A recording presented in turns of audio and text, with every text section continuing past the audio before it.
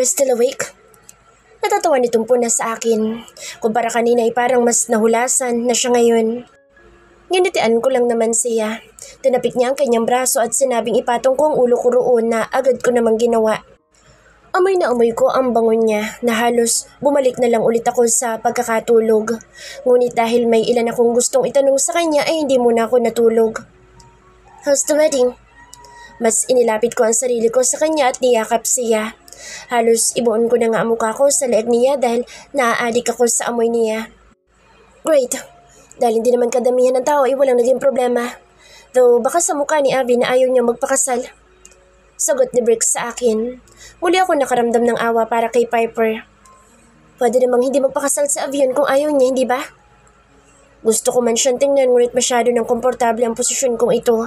Kung hindi ko lang nilalabanan ng antok ko ay paniguradong natutulog na ako ulit. Hindi ko alam sa lalaking iyon. Gusto nga sana naming lasingin para mapaamin namin kung bakit siya pumayag magpakasal. Ganoong may girlfriend siya.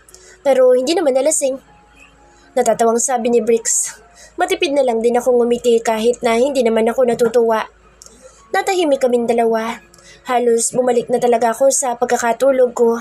Kung hindi ko lang siya ulit narinig na magsalita. He can't wait to be the next Villante to get married. Nanlaki ang aking mga mata at dahil lamang sa sinabi niyang iyon ay nabago ang posisyon ko at nagangat ng tingin sa kanya. I may not give you the label as my girlfriend right now for your own safety. But I can give you my last name, Vienna. Just tell me when you're ready. Hindi ako nakapagsalita agad sa sinabi niya para ako naiiyak sa sinabi niyang iyon. Hindi ba parang mas delikado iyon? Kung yung pagiging girlfriend mo nga lang ay pinoproblema mo na kung ano maaaring mangyari sa akin. Paano pa kaya kapag asawa mo na ako? Bigla iyong sumagi sa isip ko kaya itinanong ko sa kanya. Ngumisi si Briggs. Siyempre, ibang usapan na kapag asawa na kita.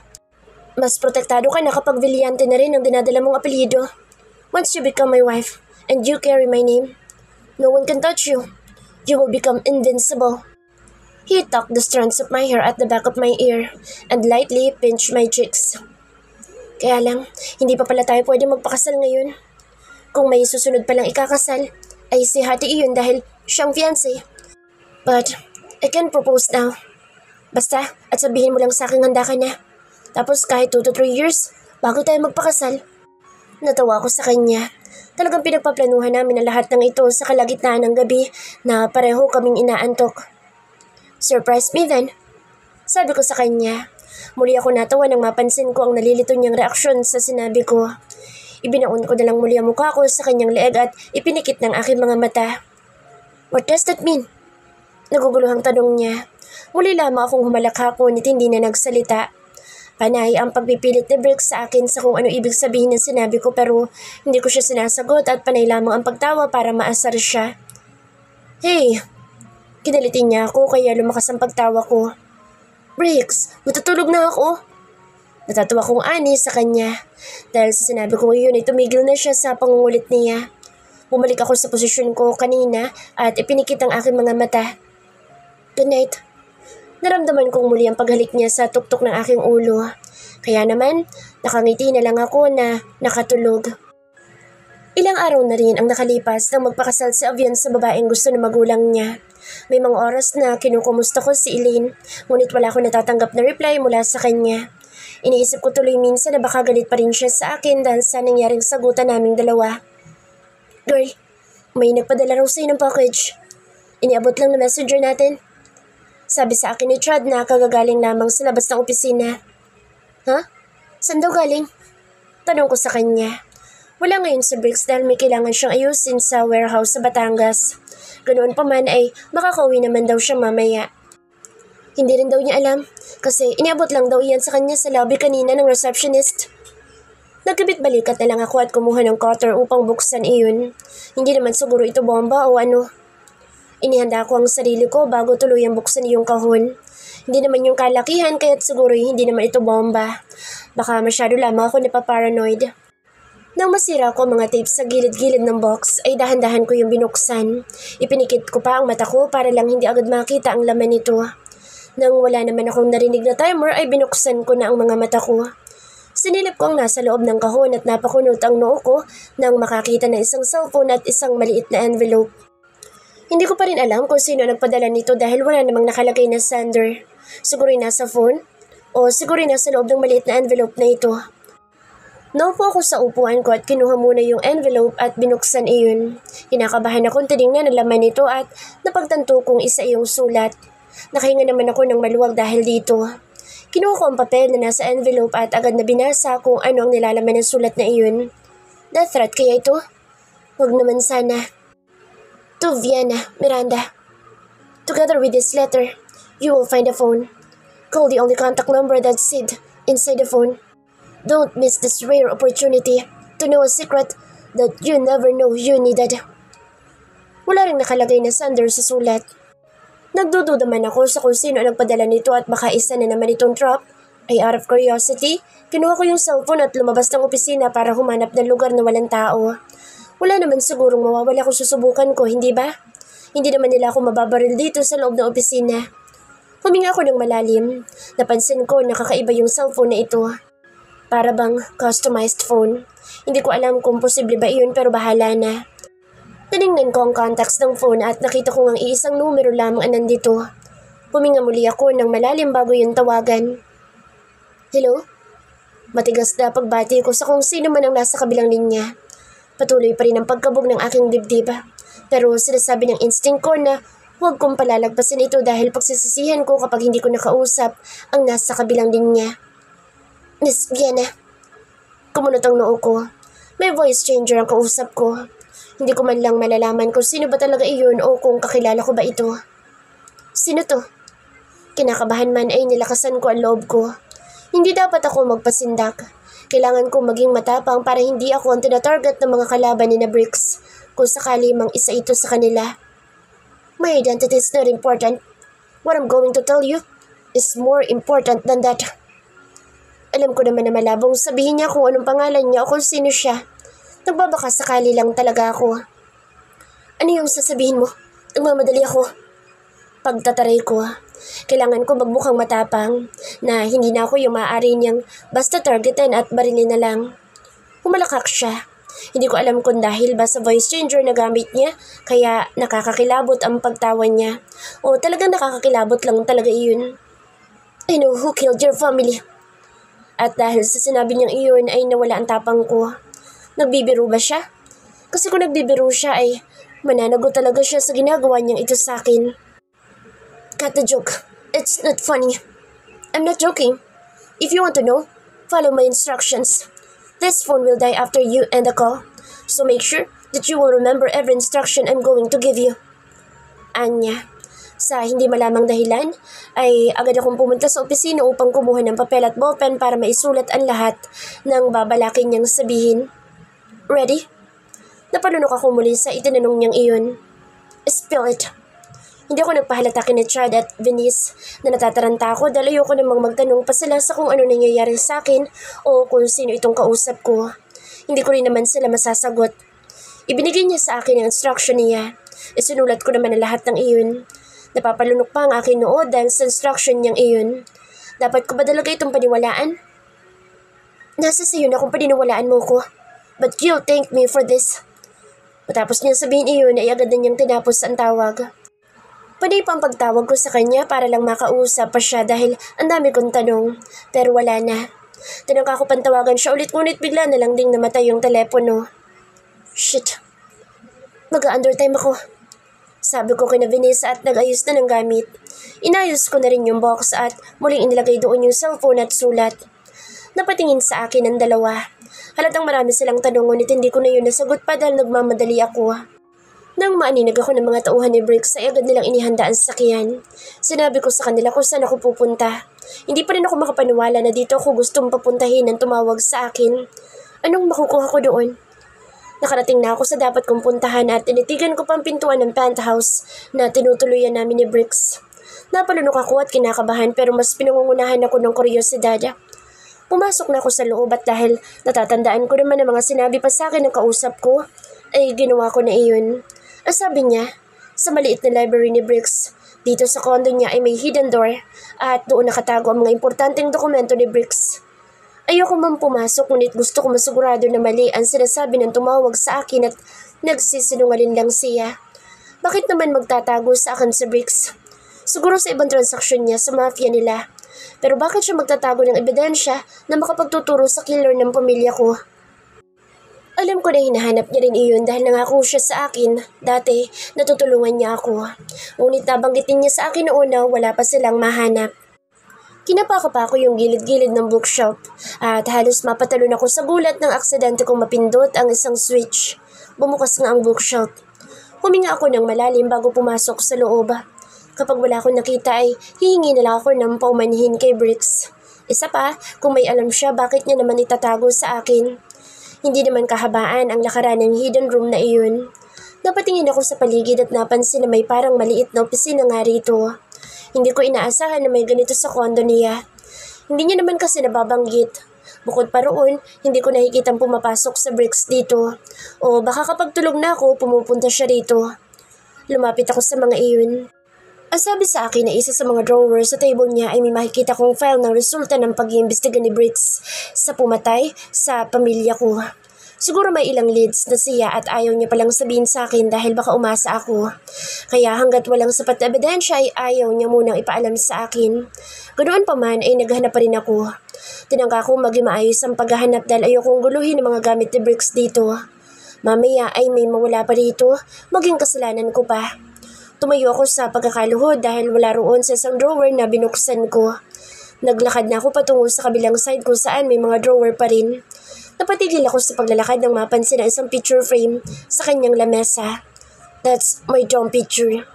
Napatakip pa ako sa aking bibig dahil kinilig ako na makitang may litrato ako rito. Okay, back to why I am here. Kapag talaga ako iniloloko lang ng kung sinong tumawag sa akin ay ipapahanap ko talaga siya. Hihingi na lang din ako ng patawad kay Bricks kung sakali man na wala naman ako mahanap. At kung meron man, ay tatanong ko na lang sa kanya bakit niya itinatago sa akin at hindi sinasabi. Dahil baka masaktan ako? Pakiramdam ko ay yun nga ang dahilan. Naramdaman ko na baka ayaw sabihin sa akin ni Bricks dahil baka masaktan ako o ano. Pakiramdam ko ay ako na naman ang iniisip niya at kung nakilala na nga niya kung sino man pumatay sa aking pamilya, ay siya na ang kumuha ng hustisya. Ay, sana man lang sinabihan niya pa rin ako. Pero kung ganoon man ang mangyari ay masaya pa rin ako na nakuha ng hustisyang matagal ko na rin hinahanap para sa pamilya ko. Inisa-isa ko na yung drawer at sa pangalawang drawer na nabuksan ko ay napatigil ako. May file doon na may apelyido ko. Marahan ko yung kinuha at pinagmasdan. Makapal-kapal iyon. Binasa ko kung anong nakalagay sa folder. Nakalagay doon ang apelyido ng pamilya ko at mga ebidensya at leads. Siguro, tinutukoy nito ay yung killer. Bubuksan ko na sana iyon upang malaman ang nilalaman nito nang biglang tumunog ang aking cellphone. Halos may hagis ko tuloy iyong folder na hawak ko. Ibinaba ko muna yun sa lamesa at tinanap ang bag ko. Saan ko ba yun inilapag? Nang makita ko ay agad kong kinuha ang cellphone ko at sinagot si Bricks na siyang tumatawag sa akin. Ay, kinakapos man ay binati ko siya ng buong galak.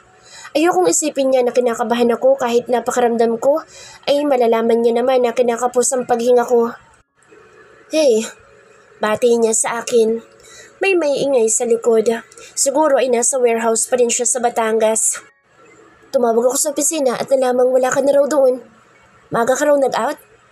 May inuway? Halata ang pag-aalala sa kanyang boses. Shit. Sumamakas ang pakiramdam ko kaya nag-undertime na lang muna ako.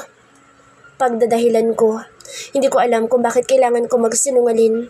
Pakiramdam ko hindi ko muna sasabihin sa kanya na may kakatuwang lalaking tumawag sa akin kanina at sinabi na alam na niya kung sinong pumatay sa pamilya ko. Kailangan ko munang makasigurado na may alam na nga si Bricks. Okay ka lang ba? Gusto mo? Umuwi na ako para may mag-alaga sa'yo. Hindi na. Alam kong abala ka rin. Kaya ko naman. Sumakit lang ang ulo ko. Kailangan ko lang matulog. Napangiti ako. Kapag nalalaman niya talaga na masama ang pakiramdam ko ay nag-overreact siya. Hindi naman sa ayoko na ganoon siya sa akin. Anong oras pa lang uwi mo? Magluluto ako kapag umayos ng pakiramdam ko. Siguro ay i-open up ko na rin ang pagpunta ko dito mamaya sa kanya. Ayoko namang itago pa ito ng mahabang panahon sa kanya. Kung tungkol sa pagtatago niya sa akin ang tungkol sa pumatay sa pamilya ko, nakakasiguro din ako na may rason siya. Baka hindi ako makauwi ngayon. May problema sa ilang kargamento dito sa Batangas. Will you be okay alone? Naghugis bilog ang aking bibig dahil sa narinig. Ganoon pa man ay hindi naman para pilitin ko siyang umuwi. Ganoong may kailangan pa siyang gawin doon. Oo naman, I'll be fine. Don't worry, do your things. Sabi ko naman sa kanya. And I'll do my things too. Sa tingin ko ay bukas ko na lang siya kakausapin tungkol dito pag uwi niya. O kahit sa gabi dahil may pasok pa ako bukas sa opisina. Hindi ko naman alam kung makakapasok pa ba siya. Okay, see you tomorrow and take care of yourself. Bye. Sabi niya sa kabilang linya. Hindi ko mapigilang mapangiti dahil kahit nasaan siya ay lagi niya akong inaalala. Bye. Ingat ka. Matapos yun ay ibinaba na namin ang tawag. Huminga ako ng malalim at naglakad patungo sa lamesa ni Bricks dito sa silid na ito. Ipinatong ko roon ang aking cellphone para kapag may tumawag ay masagot ko kaagad. Nilapitan ko ulit yung folder kung saan may mga laman na sa tingin ko ay makapagtuturo ng katauhan kung sino ang pumatay sa aking pamilya. Magsisinungaling ako kung sasabihin kong hindi ako makakaramdam ng kaba.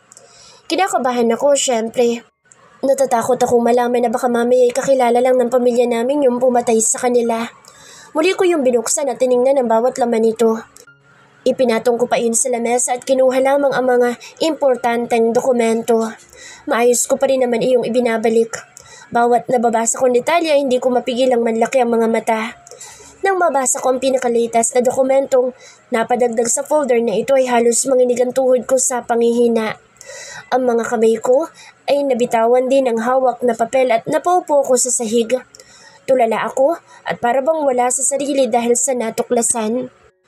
Hindi ko alam kung dapat bang paniwalaan ko ang mga nakalagay dito at ang mga nabasa ko dahil ang mga nag-imbestiga naman noon ay walang nakuhang ganitong kalalim na investigasyon o baka sinadya nilang walang pangalanan dahil malaking sindikato o malaking personalidad ang kalaban namin.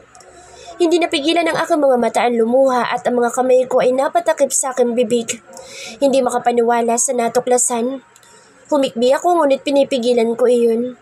Muli kong binasa ang isang papel kung saan nakalagay mismo roon ang litrato at pangalan ng taong nagpapatay sa pamilya ko at ang rason bakit niya iyon ginawa. Bumigat ang dibdib ko at para bang sinaksak ng paulit-ulit. Yung naramdaman ko nang malaman ko na lang napatay na ang pamilya ko ay muling bumalik. Naninikip ang dibdib ko at parang hindi ako makahinga. Itinuon ko ang aking ulo sa aking palad at pilit pa rin humanap na isang bagay na makapagsasabi sa akin na kasinungalingan ang lahat ng natuklasan ko. Nung kumalma ako ay muli akong tumayo. Halos mamanhid ang aking puso dahil sa ginawa kong pag-iyak kanina. Inaayos ko yung folder ng mga ebidensya at muli ibinalik sa kanilalagyan nito. Hindi ko naman na kailangang ipakita pa iyan kay Bricks dahil alam kong alam na niya ang tungkol doon. Kinuha ko ang mga gamit ko at naglakad papaalis sa kwartong iyon. Isinara ko yung muli at nagtungo sa kwarto. Umaakto na walang nangyari kahit napakaramdam ko ay makakasampal ako ng sinungaling ngayon. Hindi ko na kailangan pantanungin si Bricks kung bakit niya itinago sa akin ang katotohanan ng kilala na niya kung sinong pumatay sa pamilya ko. Natural lang sa kanyang pagtakpan ang pumatay sa mga ito dahil ang nagpapatay sa aking pamilya ay walang iba kung hindi ang kanyang ama. Hi Bricks! Wala akong nilingunan kahit na panay ang pagtawag sa akin ng mga babae. Dumiretso ko kung saan ko nakikita ang mga pinsan ko na tila may kung anong pinagdidiskusyonan. Bobo, mali ang sagot mo sa number 5. Dapat ganito, huwag ka kasing tutulog-tulog sa klase, Bernard. Napailin ka agad ako nang marinig ang pagtatalon na Bernard at Avion habang gumagawa ng homework nilang dalawa. Sina Xavian at Hati naman ay tahimik lamang. Bricks! Pagtawag sa akin ni Hati bago itinuro ang mga babaeng kanina pa sinisigaw ang aking pangalan. Wala kang natitipuhan sa mga yan? Kanina pa nila sinisigaw ang pangalan mo, dude. Biyaya na lumalapit sa iyo parang ayaw mo pa? Hindi ko pinansin ang sinabing iyon ni Hati. Wala akong natitipuhan kaya nga hindi ko pinapansin ang mga ito. Isa pa, I have my girls for my needs. No need to look for another one. Kontento pa naman ako sa mga babaeng meron ako ngayon. Oo nga, Bricks. Kung ayaw mo akin na lamang, giit na Bernard sa akin. Do whatever you want. Malamig kong sagot sa kanila. My mom and dad got separated. Kahit nakasal pa rin naman sila sa papel ay hindi na sila tumitira sa iisang bahay. My mom left. Hindi ko pa alam ang buong dahilan at hindi ko na rin binalak pang alamin. Ang alam ko lamang, pareho silang hindi makontento sa isa't isa. I don't want long-term relationships. I hate commitments. Heck, I even believe in romantic feelings. Dahil kung totoong may pagmamahal, bakit may naghihiwalay? I saw my dad being devastated when my mom left us. Hindi na rin naman siya nagpakita pa sa amin kaya't hindi ko na siya hinanap pa. Pinaniwalaan ko na baka may iba na itong kinakasama. Growing up, I witnessed their fights. Kung hindi pa'y pinanganak ang nakababata kong kapatid na Sabrina ay baka nga matagal na silang naghiwalay. Na-postpone lamang siguro ito nang nabuntis muli ang mom ko. Still, the time still came and they got separated. Sa aming magpipinsan, walang naniniwala sa totoong pagmamahal. Naghihintay na lamang kami na maipakilala ang mga magulang namin upang pakasalan. Wala na may iba importante kung hindi ang magkaroon ng anak upang magdala ng pangalan at negosyo. That's the importance in marriage for me, for us. Bricks. May isang lumapit na babae sa akin. Nagangat ako ng tingin sa kanya at agad ko nakita si Rayla, isa sa mga naging babae ko. Pwede ba tayo mag-usap? Namumula ang kanyang ilong at ang kanyang mga mata. Halatang kagagaling lamang sa pag-iyak. A poke the inside of my cheek. Lips protruted. Pagtanggi ko. Alam ko naman ang gusto niyang pag-usapan. She will beg me to accept her again kahit na ayoko. Iiyakan niya ako at magpapaawa para lamang tanggapin ko ulit. That is why I won't give her a chance for a talk. Rayla and I got into an agreement of being FUBU last month. At noong isang linggo lamang ay sinabi niya sa akin na may gusto at nararamdaman niya siya sa akin. I immediately void our agreement and left her. I don't do romance. Alam nila iyon at isa yun sa mga nasa rules na meron kami. So kung anong relasyon ang meron sa amin. Just sex. No string attached. Kaya sa oras na magkaroon ka ng nararamdaman sa akin ay aalis ako. And when Rayla confessed her feelings, it's already a red flag. A warning for me. I called it off. Please, wala tayong pag-uusapan. Find another man for your wimps. Rayla, it's not my thing. Iniwasan ko siya ng tingin matapos ang sinabi ko. Narinig ko ang paghikbi niya pero tumakbo na rin papaalis. Grabe, Bricks. Umiiling-iling na sabi ni Avian sa akin. Bakit mo naman pinaiyak? Pwede namang sabihin na, sorry, hindi ako boyfriend material. Hanggang romansa lamang sa kamang kaya kong ibigay at hindi romansa sa iba pang bagay. Hindi ko pinansin ang sinabi ni Avion. Kumunot lamang ang akin noo dahil sa komento niya. Ang haba ng gusto niya ipasabi sa akin at wala akong oras para roon. For me, Bricks, Villante, the only thing that matters is my family, our organization, my dreams, and of course, our businesses. Women's are just my tool for entertainment and nothing else. That's what I thought. I was so immature when I was in college and so blinded with the hatred and scorn that my mother left me when I thought she abandoned us. And now, I am in so much disaster dahil hindi ako naging handa na darating ang araw na ako naman ang mababaliw para sa isang babae. Bricks is here. Bravo! But his mind is somewhere else. Grabe, sorry kinausap ko na lamang sarili ko. Napatingin ako kay Bernard nang marinig ko ang sinabi niya. Nakapahinga isang kamay niya sa backrest ng sofa dito sa isang bar kung saan kami nagkita-kita, habang ang isa naman ay may hawak na baso ng whiskey. What? You said something? I said in a lazy tone. Gusto ko nang umuwi. More like, I want to see her again. I met this woman when I have some transactions in Port of Manila. She overheard our conversation about our smuggled goods. I pointed a gun at her forehead but didn't shoot her. And now she's going to work for me. How ironic is that? I even chased and almost forced her to work for me. Ewan ko kung bakit para akong nabaliw nang makilala ko siya when I only met her once. Ang sabi ko, pupunta ka ba sa party ni Tito Javier? Gusto ni Tito Vince na magpakita ka naman daw. Parati ka nang wala sa mga family gathering. Para kang Zizavian. Ang pinagkaiba mo nga lang, hindi ka naman pinaalis sa pamilya. Sumimsim si Bernard sa kanyang whiskey bago umiiling na tumingin sa akin. Hindi naman ako sumagot sa sinabi niya. Pag-iisipan ko. Nagsalin din ako ng whiskey sa aking baso at uminom doon. I can't seem to take her out of my freaking mind. Huwag ka na mag-isip, Bricks. Gusto ko rin makita ni Brina. Pagbigyan mo na yung kapatid mo. Nagpapakita ka lang ata sa kanya kapag inaatake na siya ng sakit niya eh. Ngayong si Hottie na nagbigay ng komento ay kahit papano nakinig ako. Well, he has more sense than my other cousin, Bernard. I saw Avian lighting a cigarette. Kagad ako nang hingi sa kanya because I forgot to bring mine. Siya nga pala, Briggs. Na gusto akong itanong, yung babaeng nakita ko sa opisina mo nung dumalaw ako, yung bagong broker natin, ano ang pangalan niya? She's quite the looker. Kung hindi siya isa sa mga babae mo, akin na lang. My bro shut up. My eyes bored to Bernard with a bloodshot expression while he's grinning at me, na para bang natuwa siya sa naging reaksyon ko. Marahang tumawa si Avion. Naku Bernard, bumalik ka na sa loob ng tiyan ni Tita Leonor. Galit na si Briggs. Hindi naman ako galit. It's just that I'm pissed off about what he'd said. Kala ko ayaw ni Briggs eh. Natatandaan ko pang sinabihan niya ako na hindi siya nakikipagsak sa mga empleyado niya. Ayaw niya raw maapektuhan ng trabaho. Nagkibit-balikat na lamang si Bernard. Mataman ko na lamang ulit siyang tiningnan. What's this? Type mo rin, Briggs? Bago yan ah. Pakita nga, anong itsura? Maging si Hati tuloy ay naging kuryoso dito. Hindi ko kumibo at hinayaan lamang sila magsalita ng mga kung ano-ano. The hell I'm going to show her face to my cousins. Kung makita man nila ito sa personal ay kasama ako at nasa tabi nito. I find her interesting. That's all. Stop giving meaning to it. Halos kagatin ko ang aking dila sa sinabi ko. Yes, she is. Indeed, an interesting woman. Pero may kung ano sa kanya na hindi ko maintindihan. Bakit para akong binabaliw? Naisip ko na bakit hindi ko siya aluking maging babae ko para mapatunayan iyon.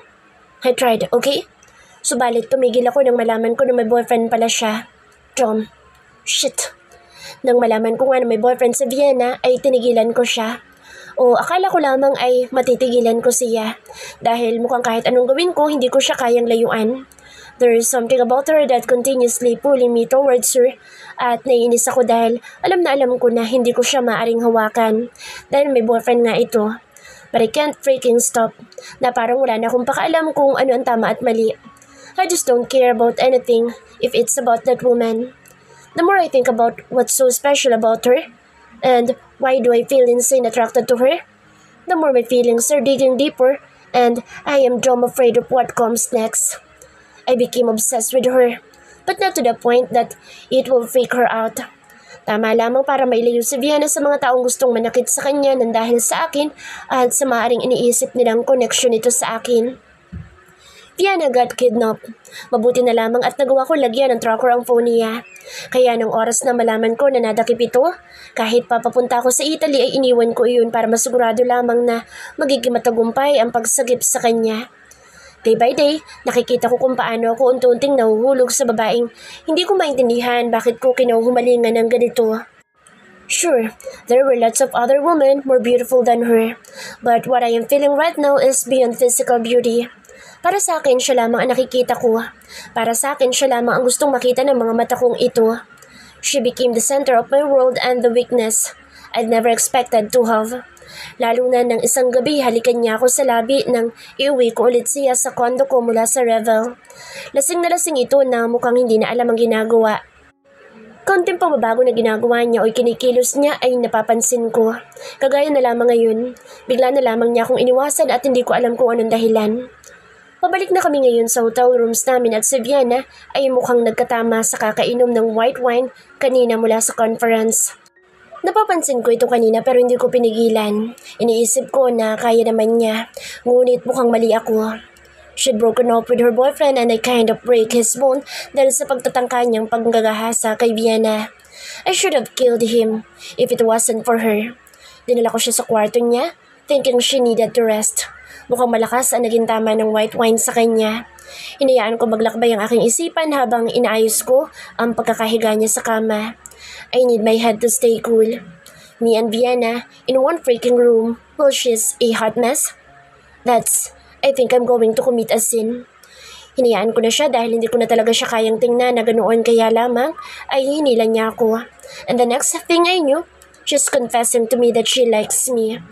Nung una ay pinilit ko na huwag maniwala, na huwag magpadala sa mga sinasabi niya.